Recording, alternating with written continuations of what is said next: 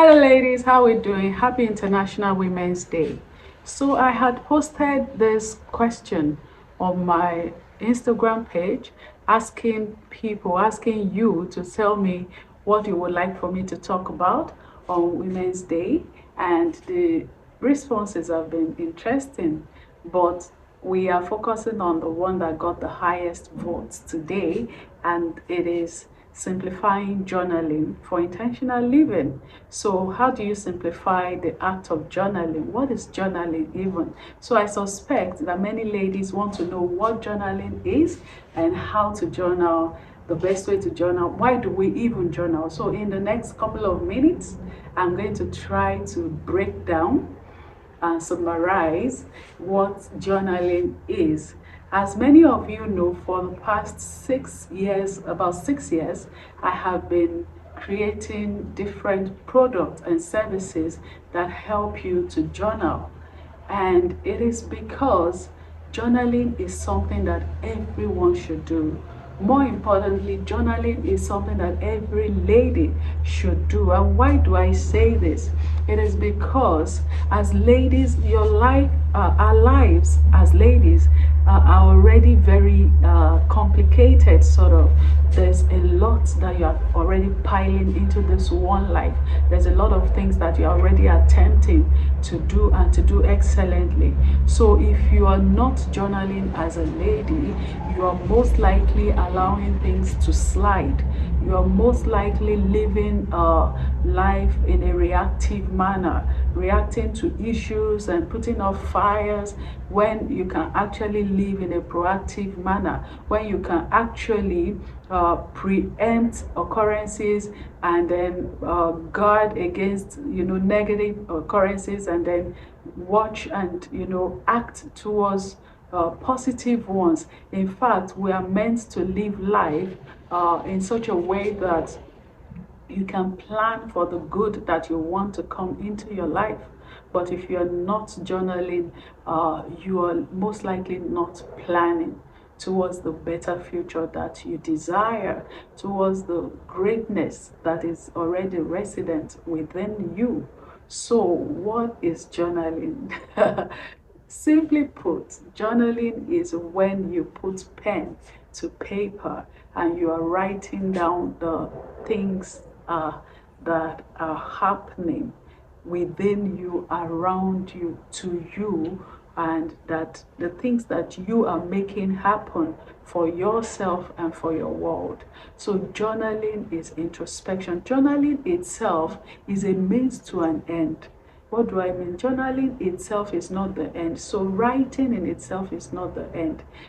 What journaling helps you do is introspection, self-understanding, self-perception, self-actualization. Just, learning yourself. Like, you have to be able to read yourself like a book. So journaling helps you to do that. You have to write the book that is you. Journaling helps you to do that. One of the journals that I still plan to create is just a blank book. A blank book, and then in front of it you will write the best-selling story of ABC. You put your name in it. So you literally have this blank book, and you are to write the story of your life as you want it to unfold going forward into it. So journaling is what helps you to connect with that person that you want to become. Journaling is what helps you to come to terms with that person that you used to be. So journaling is what helps you to decide, this is who I used to be and I don't want to be that anymore, and this is what I'm going to do to be better. Journaling is also what helps you to say, these are the mistakes that I've made in the past and I want to get over it, and so I'm going to do A, B, C, D, E to get over it. And then you start working towards it, and guess what? Because you are journaling, you're tracking your progress. So you're like, okay, last month I said I was going to do A, B, C, D, E. Let's go back to it this month and let's check how compliant I have been. So journaling is what helps you to be self-governed. I'm saying a lot of things in a short time, so please be with me, stay with me. Journaling helps you to be self-governed. Many of us want to govern industries, you want to lead industries. In fact, some of us, you are foisted with leadership because you have these children, they are looking up to you, you have a home to run, you have domestic helps to run their lives, or I mean run their routines as it concerns the work they do for you. So whether you like it or not, you're already leading. Even if it's one person, it's two people, you're leading. So if you're leading others, then you have to prove that you are actually self-led, because for you to be able to lead other people, you have to lead yourself. Now, if it's in a working environment, maybe your business or mostly your career, you have to prove that you are self-led, that you're self-governed before the organization will saddle you with the responsibility of leading others. So you actually have processes that you go through, you have appraisals that are done, you have jobs that are handed over to you to run, and then when you do it effectively, the company allows you to start to lead other people, and they give you responsibility to do more. However, for running a home, for running your life, for running your children's life, more or less, for lack of a better word, there's no exam. It's just, okay, boy meets girl, they fall in love, children come along. Now you have to run something. You have to run someone's life, at least when they're young. And so many times in a motherhood, there's no proof of having done it before that qualifies you. So you find your life filled with all of these decisions you have to make, all of these leadership positions that you have to align with, that you have to do. And then you're like, I've not done this before. And that's how people become reactive. So you're trying to do this, you're trying to do that, but there's no structure, there's no processes, there's no structure. That's the word for it. There's no systems. There's nothing that you have come up with, or that someone has come up with, that you have taken and said, I will use this as a template in order to govern this home, in order to govern my children effectively. I'm going to do A, B, C, D, E because it's effective. So many times we're just reacting. You wake up in the morning, before you even have your senses about you, you are going to wake up the children, or sometimes it's even the noise of the children, the crying of the children, depending on the stage of life they're in, that wakes you up. And the moment you get on your feet, your entire day is run for you, because you are putting out fires, you're getting them ready for school, you are preparing their breakfast, you're rushing off to work yourself, whether to your business or to your career. And then the moment you have time to take a breather, you're saying, let me just unwind. And the next thing, you find yourself on Instagram, you find yourself on Facebook, you find yourself on YouTube Shorts, you find yourself just, trying to unwind.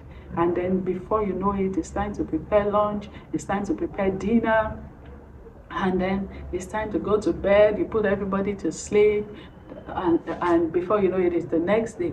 And so day in, day out, day in, day out, week in, week out, month in, month out, year in, year out. That is how people wake up 10 years later and they're like, I don't really see the progress that I made in my life for the past 10 years. And that is how people become bitter. That is how people become unhappy. That is how discontent sets in. That's how people become disgruntled with their spouses, because guess what? Most times they already have a structure that they work in, and then they are not all about let's take care of everybody else and ignore ourselves. So you find out that the world has moved forward and this person has not moved forward. So what journaling helps you to do is it helps you to determine, am I moving forward or not? Am I making progress with my life or not?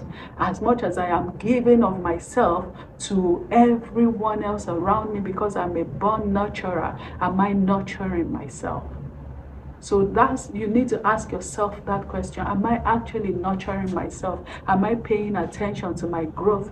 Am I doing the things that grow me, that take me from where I am to the next place that I would love to be? And if your answer is no, then you have to start doing something about it. And it is in the process of writing down these things, journaling, that you are able to connect with your inner person, that you are able to connect with yourself, that you are able to remember the things you wanted to do, the greatness that you wanted to achieve, the big things that you wanted to achieve with your life. You know what I'm saying. When we're young, we dream so big, we dream so huge. We want to be everything. We want to be the best there is. Some of us wanted to be pilots, you wanted to be engineer, you wanted to be the governor, you wanted to be president, you wanted to travel the world, different things that you wanted to do. But as you started to grow up and things started getting added to your plate, people started getting added to your plate. And these are people you genuinely love, you genuinely care for. It is even your blood. Sometimes you love them more than you love yourself. And that's where the problem is. You then forget yourself. Not remembering that children will grow up.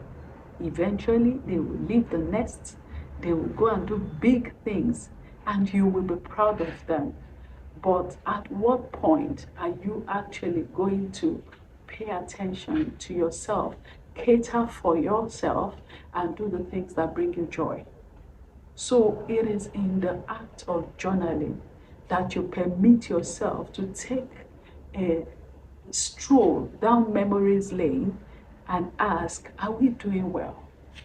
As it regards me, am I doing well? And guess what? Journaling is also used to ask, am I doing well as regards the people that I'm to cater for, the people that I'm to nurture? In my parenting, am I doing well? In my motherhood, am I doing well? In my being a great wife, am I doing a good job? Am I being a great employee in my organization? Am I doing well by my business, these business ideas that keep coming to me? Am I innovating in my enterprise? So journaling helps you do all of that. All of that. And I've talked extensively about the advantages of journaling. I've taught about the different types of journaling that exist. I've taught about everything. I have a course that is about maybe 7 modules. That's about 6 hours, 7 hours, just talking about journaling. You go find it in my link, in my bio. You go find it and get into it. But today, on International Women's Day, I want to encourage you to journal. Not because you love writing things down, not because you must write things down, but because journaling is a tool that can help you connect with yourself. Journaling is a tool that can help you connect with your real self, the baby girl inside you who dreamt when she was young. The world needs that baby girl. And in as much as we are all proud, for mothers in the house, you're proud to be a mother. You're proud of your parenting, of your motherhood. I have taken years off of work just so I can focus on parenting.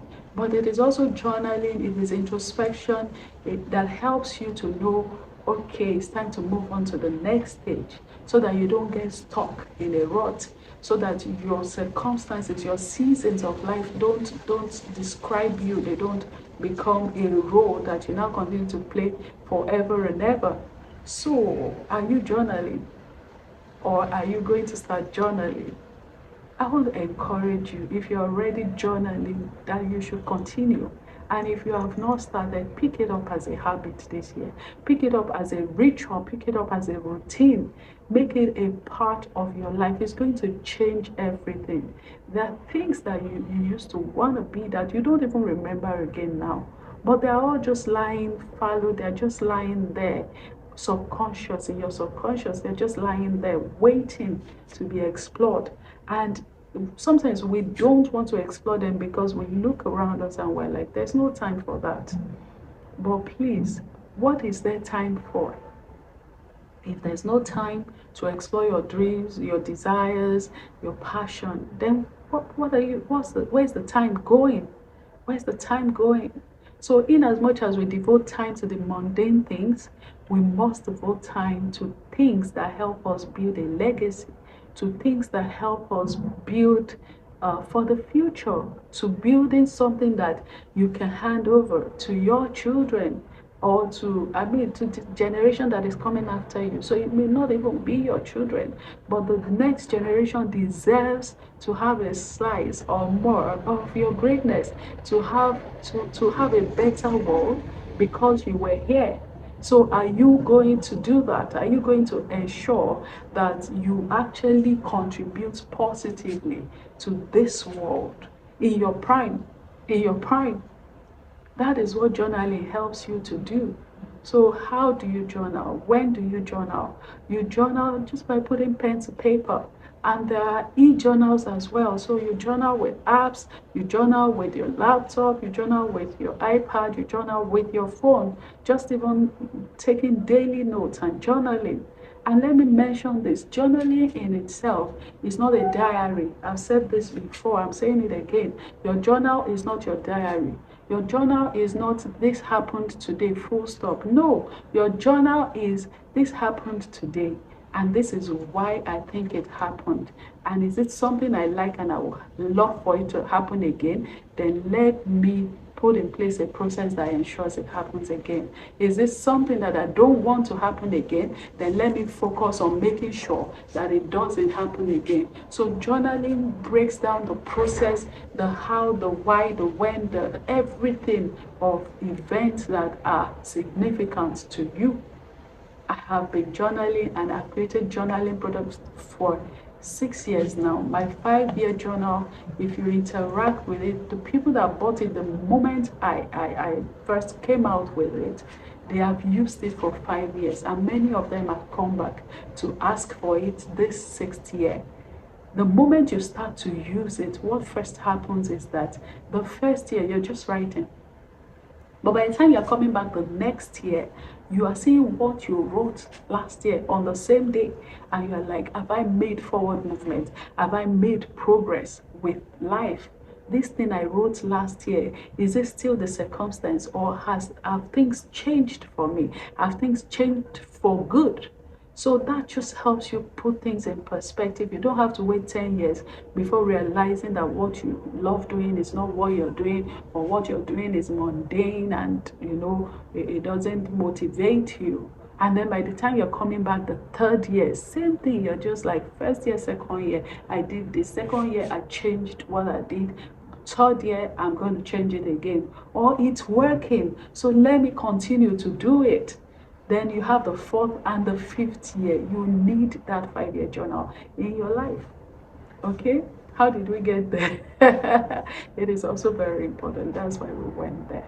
So, but where we're going is this. How do you journal? We have said it. You can put pen to paper, and you can just use e-journaling methods. And we have also said that, I could go over the different type of journals that we have. We have one-word journals, where every day you're just picking a word, you're just writing a word, one word, and then you can come at the end of the month and you're like, what are the words that came to my mind this month? What are the things that were in my space? And how do they make me feel? We have gratitude journal, you have prayer journals, you have friendship journals, you have different types of journals. But let's talk about when to journal. When to journal. Many people ask me, do you journal every day? Honestly, truthfully, I don't. But what I do is I connect with myself every day. So if you ask, do I put stuff in my own personal journal every day? No. But every day there's somewhere on my phone where I'm taking notes, where I'm summarizing, so that if I'm not able to put it in my journal extensively, I can come back at the end of the week and transcribe into my journal and take myself back to those moments, to each day of the week, and to say, what did I write about this day? Oh, I remember I met so person what did I say? What did I say I would do about my friendships going forward? That I will be more intentional with friendships and with connecting with people. Okay, so what am I going to do about that in the coming week? Am I going to find my old friends and reconnect with them? Am I going to take a friend out for lunch? Am I going to connect on chats with a friend? Am I going to call a friend and have a meaningful conversation? So those are the things that you do with journaling. So I'm not necessarily saying write every day, but I'm saying take down notes every day and have at least once a week when you extensively shut your door, put on your AC, and actually have a conversation with yourself where you are like, look, this week that has gone by, what are the highlights of the week? What are the low points of the week? What do I want to do going forward? You have to live intentionally. You have to live intentionally. If you're going to achieve anything great in life, you have to live intentionally. If you're going to be satisfied with yourself, you have to live intentionally. If you're going to live a life of personal fulfillment where you're like, I understand where I am in life, I understand the season that I'm currently in, and I'm fine with it, and I know when I'm going to, transit out of this season, so it's fine. You are going to have to journal, you're going to have to introspect, you're going to have to be intentional with living. So on this day that we are embracing gender equality, where we're embracing equity, I'm saying you have to journal. You have to connect with yourself so that you can even realize what you want equality in, what you want equity in, what you want a balanced platform in, what you want equal opportunities in. For goodness sakes, there are boards of institutions where they're looking for women representatives. They're talking about gender imbalance and they're saying, oh, we want more women representation on board, but where are the women? Where are the women? So we need to rise. Women need to rise into capacity. We need to rise into position. And guess what? Being a mother is not an excuse. It is tasking. It is a demanding job. But there are people who have succeeded in being a mother and being an industry giant. There are people who have succeeded in being a great wife and still being an industry leader. There are people, everything, just look at everything that you're currently using as an excuse and then say to yourself, there are people who have combined all of these things and they have still been great in the things that they decided to be great at in their chosen professions. So how and when am I going to take the next steps that I need to take to be great? Before I let you go, let's talk briefly about when to journal. When to journal. We already started to talk about it, and that's when I started to say, oh, I don't journal every day and all of that. But let's talk about when you journal. You have to journal at a time when you know there will be little or no interruption. The best time is shortly before you sleep, as you're like your journal. I mean, this is what works for me. It may not work for some people. I'm going to give you like 3 or 4 options. So when to journal, your journal can be by your bedside desk drawer, and just before you sleep off, you pick your journal and you write, and you think through, and you write, and you make commitments and promises to yourself, and you write. This one is even so good because it has been proven that the last thoughts that you sleep with, the last thoughts on your mind when you're going to bed, is going to be like questions, and your mind is going to be searching for answers for it even as you sleep. That's how people sometimes they sleep with a question, but they wake up with answers. So this one is especially very good, where you're like, what am I going to do in my next step to greatness in my business? And you just allow yourself to sleep. And I mean, as a person of faith, I must tell you that I do journaling with prayers. It's like a relationship. It's like a conversation with the Holy Spirit, where you're saying, so what next? what have you asked me to do that I'm doing well? What am I not doing well? Why am I not doing it well?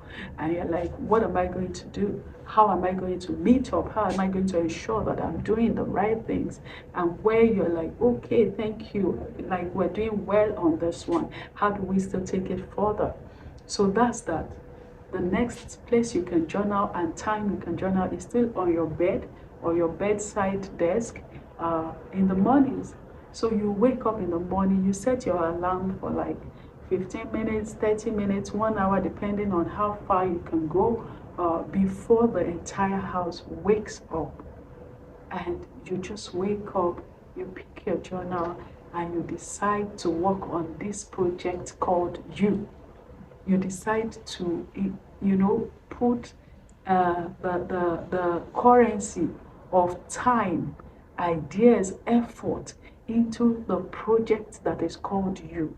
It's almost like you're showing up for yourself. If you have a meeting with the president and they say, come at 5 a.m., you're going to move heaven and earth to make sure you arrive there at least 15, 20 minutes before 5 a.m. So imagine that you're the president of your own life, which you are, and you have a meeting with yourself. Take it that seriously. So you wake up earlier, you journal, you find your grounding, you find your footing, and you face your day. So if you're journaling from that point, even if there's chaos around you, it doesn't faze you. Because guess what? In the morning, when you were writing in your journal, you've already mentioned it that, oh, I'm going through a certain phase currently where the house is full, I have visitors, so it's a bit chaotic, but it's a seasonal thing, and I actually love having family around. It's an opportunity for us to connect, so I'm cool with it. So your self-talk, your mindset is already set in a way that if all of those things start happening, you're like, oh, yes, yes, yes, I expect this to happen. As against someone just waking up and there's chaos, there are people around, they love their personal space, but they can't have it, they're frustrated. So that's one thing. You won't get frustrated when life happens if you journal, because you saw it coming and you planned for it. And the things that you could avert, you averted it. And the ones you couldn't avert, you give it a timeline where you're like, okay, at so time it should be over. So you know what, let's just move with it. And then the next thing, and I think this may be maybe the last one or maybe one more after this, you can journal on your work desk. And let me explain, this one is good for people who maybe you work for yourself or you work in paid employment, you work for a company. You can have your journal be the first thing that you pick when you arrive at work. But again, this also includes, this also involves you arriving early at work. So you arrive a few minutes, a few hours, an hour or so before everyone. You sit at your desk and you journal. And you journal before everybody arrives, before the work day starts. You just do what you have to do. So the other one is if you have a driver. If you have a driver and you're commuting to work every day, you can journal. On your way to work, you pick your journal, you start to journal. It can be a 30 minutes ride. For some people, it's a 40 minutes, 1 hour commute. You journal. Same thing when you're going back home, you can do that. So those are 4 times when you can journal: before you go to bed, before you get out of bed in the morning, when you get to work, and during your commute times. And if you will notice, you will see that I bunched these periods with habits that are already established. So to succeed in your journaling journey, you are going to have to bunch journaling with a habit that you already do every day. It is the same thing we do with fitness, where you're like, if I work out right before I brush my teeth and take my bath, then I'll be more consistent, because I'm going to brush my teeth every day anyway, and I'm going to take my bath every day. So let me work out before I do all of that, and then I can wash off the sweat while bathing. So what that does is by the time you wake up, you're already used to, it's a ritual to brush your teeth. So, but if you're even reaching for your toothbrush, you just remember, oh, I said I will work out. And you get your workout clothes on and you do it. So it's the same thing with journaling, where you're like, I'm going to sleep every day anyway. I'm going to go to bed every night. I'm going to get out of bed every morning. So I might as well bunch it up with this particular habit that is already established in my life, so that as I'm getting out of bed, in fact, you can tell yourself, before my feet touches the ground, I will just pick my journal.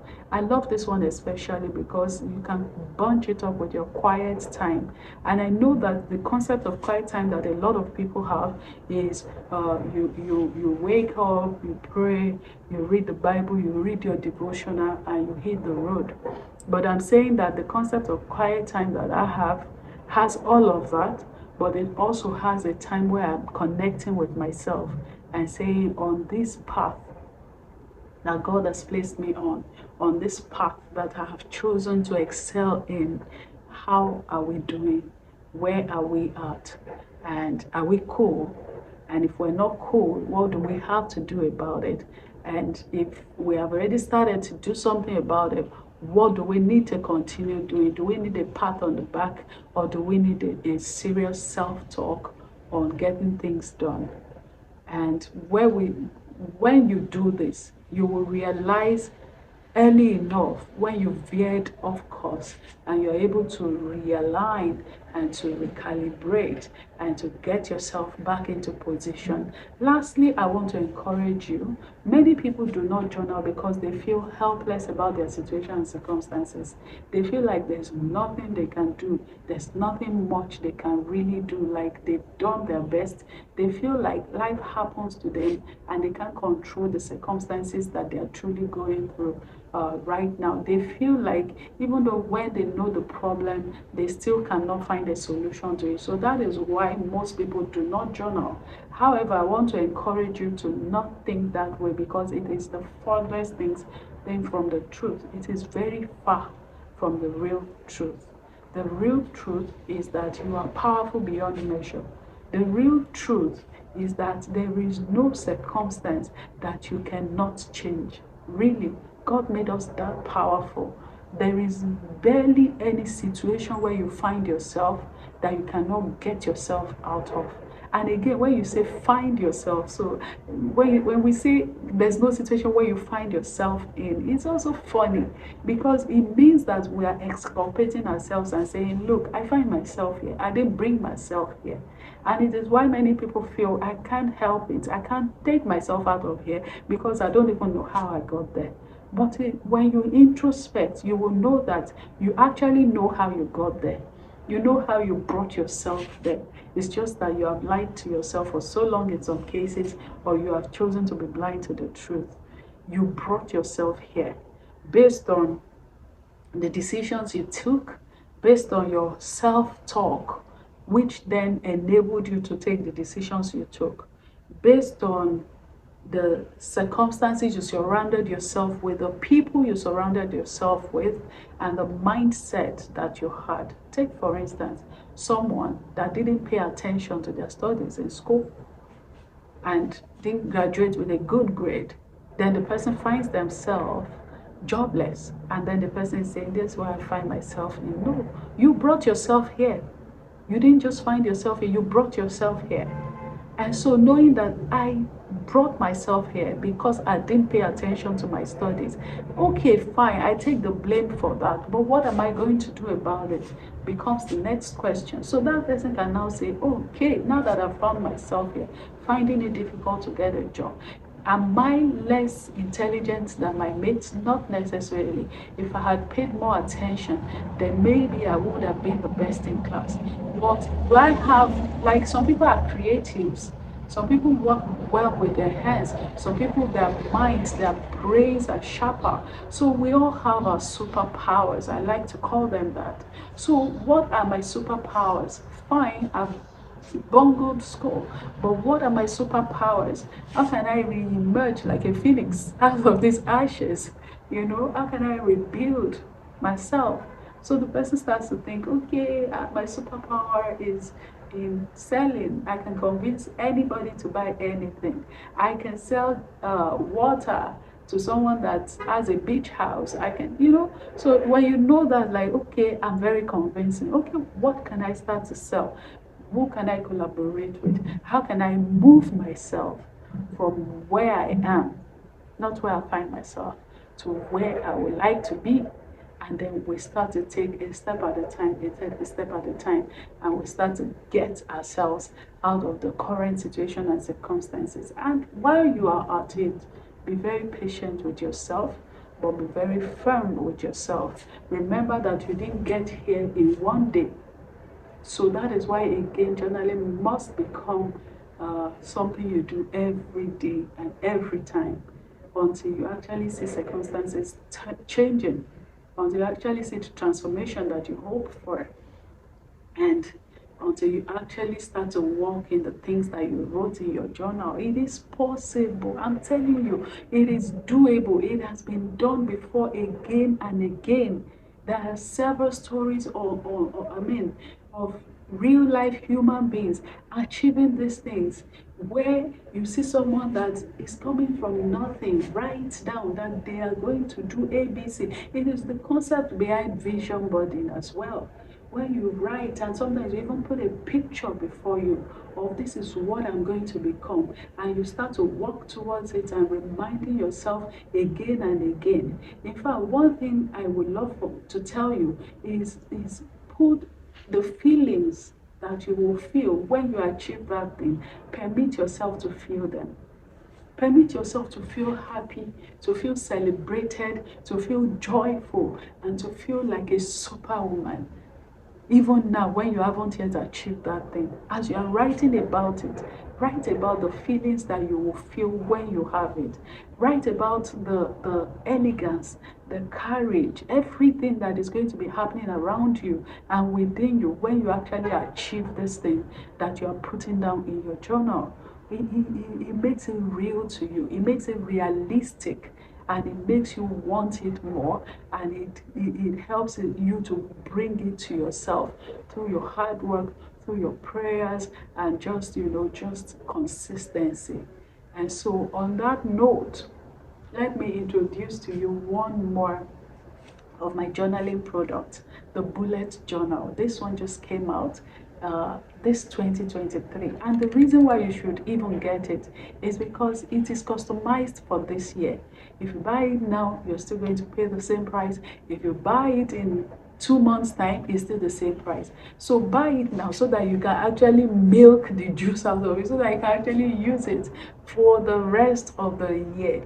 This bullet journal is going to help you achieve everything that I have said today. It's going to connect you with your inner self.